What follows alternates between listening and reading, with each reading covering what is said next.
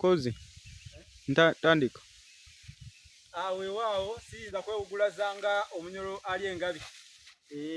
Olukka ennyanja n'enkanga. Kaakati nno njolekedde. Wano wendi ndiko mu kibira ekikolerere oba ekisimbe. Miti gino gya kalitunsi. Naye nzize okutereezaamuuko ensobi gye njagala okuwabulamuuko yeya okubanga omuntu asobola okugamba bano ddala abasoma ebirango ku leediyo n'agamba nti ab'enju y'omugenzi Ssenkubuge babika n'ennaku nnyingi sengaabwe oba senga waabwe abadde abeera ekijabijjo. Kikyamu okugamba nti babika n'ennaku nnyingi. Teriiyo abika n'ennaku ntono. Ennaku tetuyigattawo kagambo nnyingi. Ennaku kisigala nga bwe kiri nti nnaku. Ennaku eba nnaku.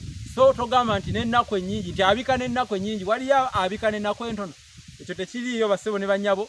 Twagala tutereeze olulimi lwa Ssaabasajja. Tereeza olulimi Oluganda ng'otugoberera wano. Nsuubira nti mukitegedde. Nze Musisi Bosa Geoffrey Munabusiro Nkonge ya Muvule Nantagwira kye yakimu kiwoowoolo munyogwavu. Atalina mazzi talya ndi saava kubanga ndi mwana wa Bambejja omukenkufu mu lulimi lwa Ssaabasajja era Ssaabasonyiwa wa Luka Luwoomya okwetoloola Ssengendo Nabulamu Ssengule 2022 Ssaabasajja Kabaka awangaale.